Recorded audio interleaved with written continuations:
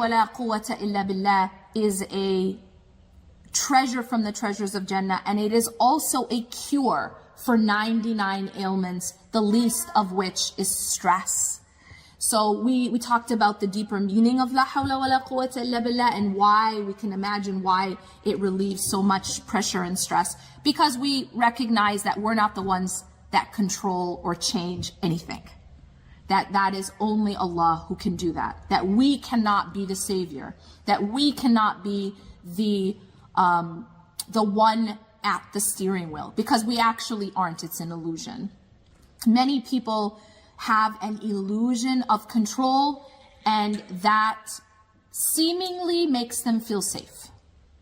But it's actually an illusion, because number one, we are not actually at the steering wheel of our life. Allah is at the steering wheel of our life. And Allah is at the steering wheel of everyone's life. He is the one, and I say this to remind you and myself, not just logically, but remind the heart that Allah is at the steering wheel of our children's life. Because many of us are parents, and one of the things that as a parent is that you fear for your kids. You worry for your kids. You have a certain vision of what's best for your kids. Yes? And as parents, it's very, very difficult to not impose that all the time, right? And so it's also, I think, if we look at ourselves as parents and we look at the root of most of our anxiety, anyone want to tell me where it's rooted? It's usually related to our children. Yes? I was going to say fear of the unknown. Fear of the unknown. But once you become a parent, where is most of your anxiety related to? Okay. Your children. And that's natural, right? So to say and to remind ourselves that Allah is the one at the steering wheel of your child's life is actually very profound. Because so many of us as parents, we want to protect our kids. But sometimes the way that we try to protect our kids is through control. Yeah? Y'all wouldn't have any idea about that, right? And the issue with control is ultimately, it is to manage anxiety. Yeah? We want to feel a sense of control. And why does a person become controlling? What's at the root of being controlling? It's fear. It's fear of what am I gonna do if this outcome happens? Or that outcome doesn't happen. And we're afraid of that. I even explained to you that it's a fear of our own emotions. It's a fear of vulnerability. When you say you're afraid of the unknown, what you're actually saying is you're afraid to be vulnerable. You're afraid of putting down your guard. You're afraid of something scratching you. You're afraid of something getting close enough to you that it hurts you. That is the root. That's what's behind controlling behavior. What's behind controlling behavior, you take off all the layers and all the armor of controlling behavior, it is a person who's afraid.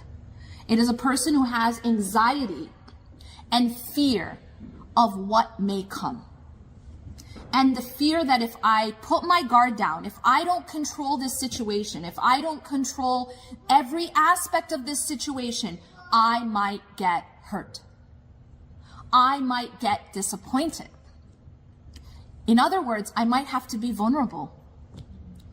In other words, I might have to feel something. And I'm going to take this back to that root, because we're afraid to feel. Many of us are afraid to feel. We're afraid to feel our emotions. We want to be protected from having to feel things. And so there's all these different ways, and if you look at psychology, there's all these different ways to avoid emotion, to avoid having to feel. It's really very basic. You can ask a licensed therapist. It's really very basic. What we're doing is we don't know how to interact with our own emotions. We don't know how to process our own emotions. We don't know how to digest, how to face our own emotions. And actually that becomes the root cause of dysfunction.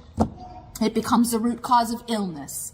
It becomes the root cause of problems, whether it's inside of you, outside of you, or between you and others.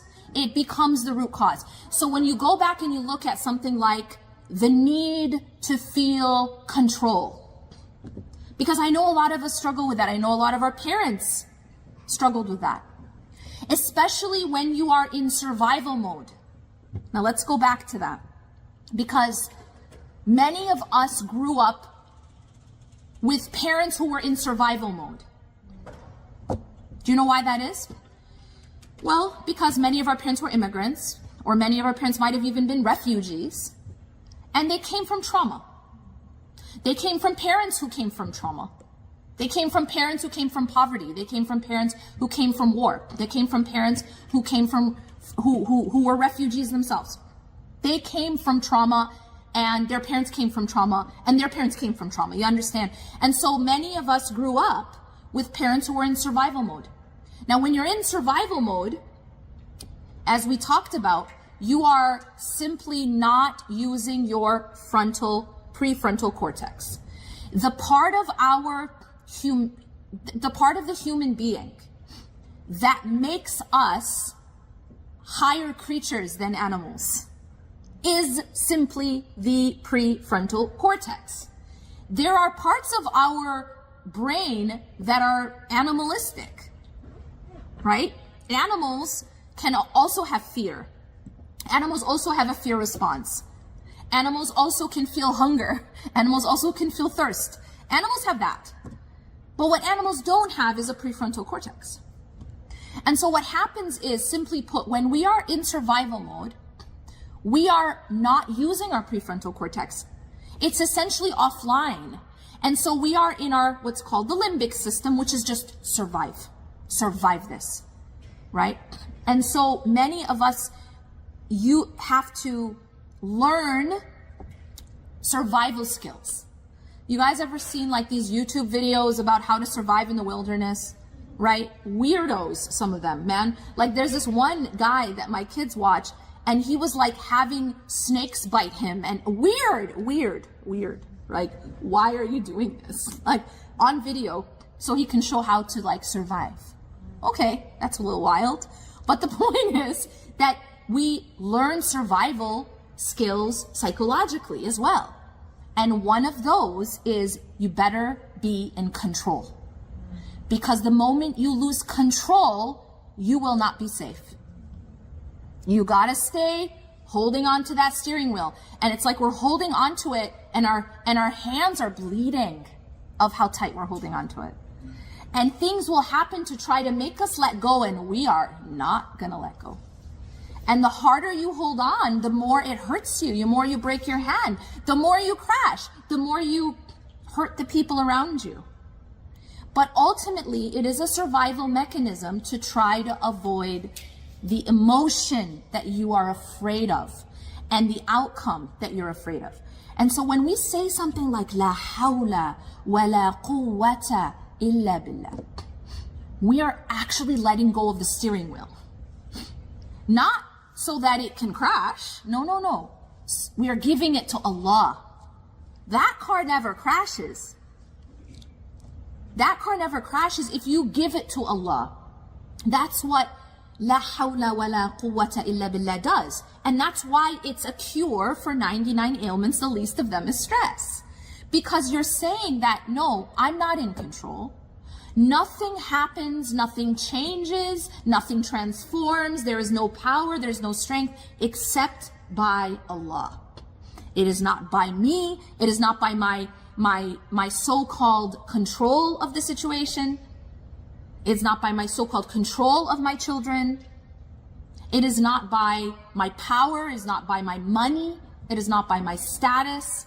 It is only by Allah that anything happens. Do you guys understand what I'm saying? And that is such an important realization. It will cure you of so much anxiety.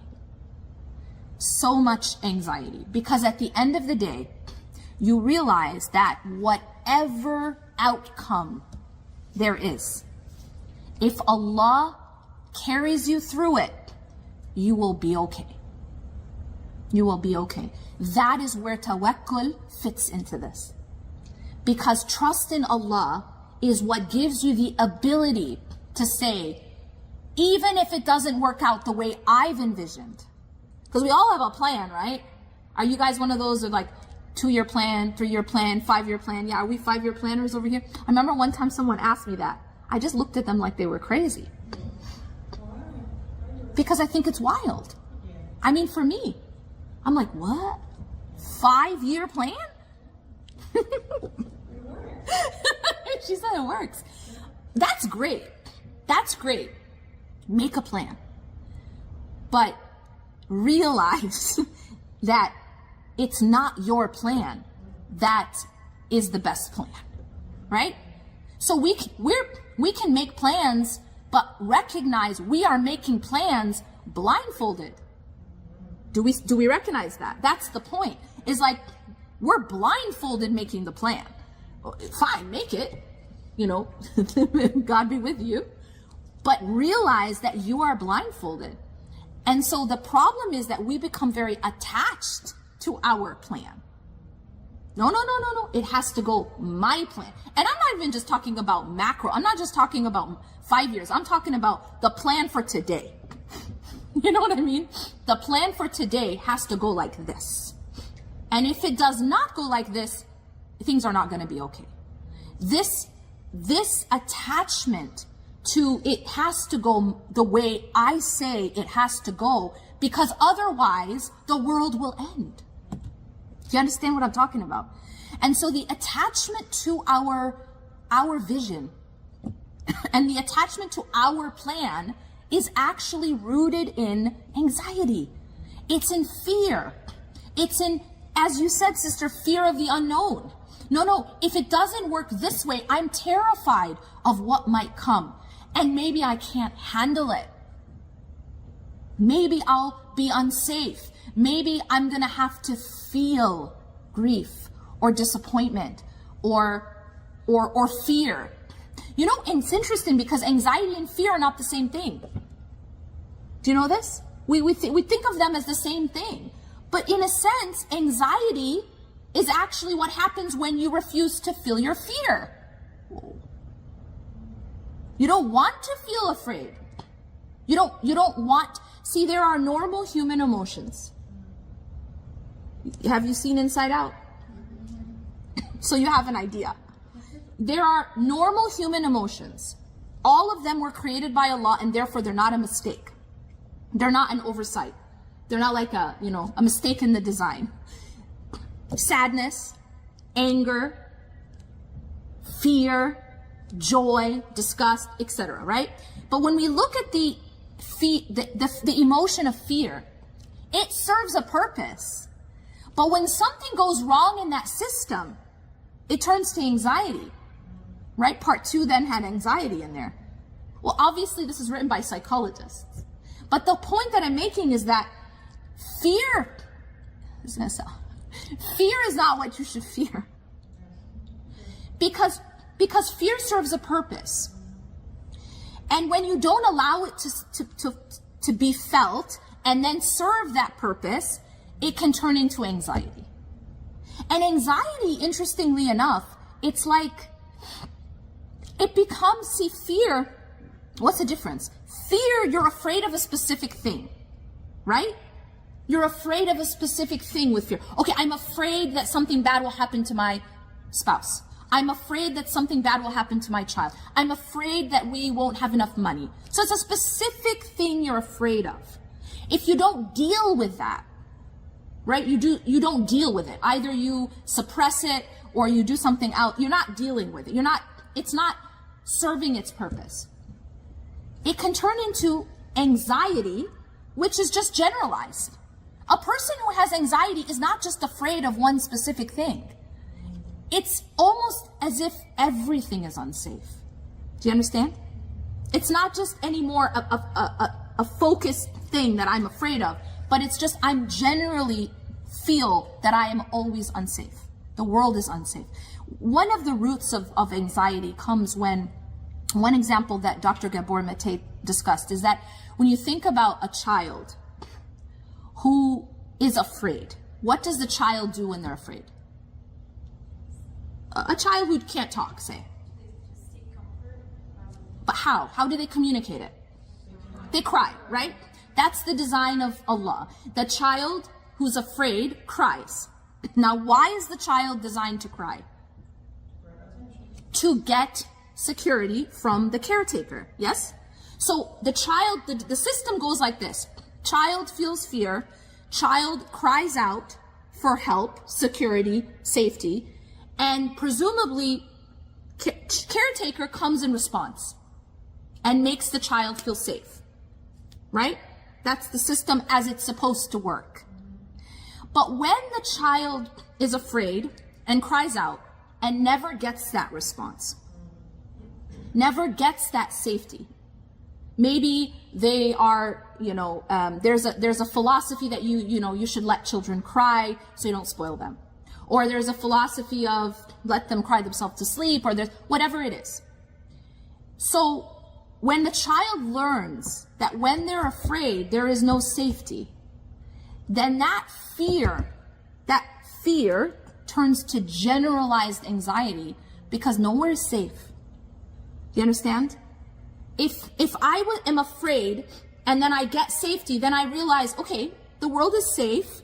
There's safety. Safety exists. Safety exists. Because I got that safety when I was scared. But imagine that you didn't. Now, where is safety? There is no safety. Safety doesn't exist. And that is generalized anxiety. That's anxiety. Anxiety is just like nothing is safe. So I'm always in that high alert of fight or flight, survival. Nothing's safe. Nowhere's safe. Does that make sense? Yasmin, did you want to say something? You reminded me of a book I read many years ago. It's called The Gift of Fear. Okay, so she's, Yeah, Gavin De Becker. So he basically says that fear is a tool to survive. Yes. Like if you're walking the street and you feel someone is following you, that fear is gonna save your life. Yep. Yeah, it's a beautiful book. Yeah, so she was saying it reminded her of a book called The Gift of Fear. And the premise of the book is that fear actually can save your life. That because fear is designed as a protective measure. For example, if you're going somewhere, imagine you're walking towards a cliff. Yeah. Presumably you're gonna feel fear. And that fear is put in you to tell you, turn around. Don't go close to the cliff. So fear is a protective measure, and that's absolutely right. The issue is,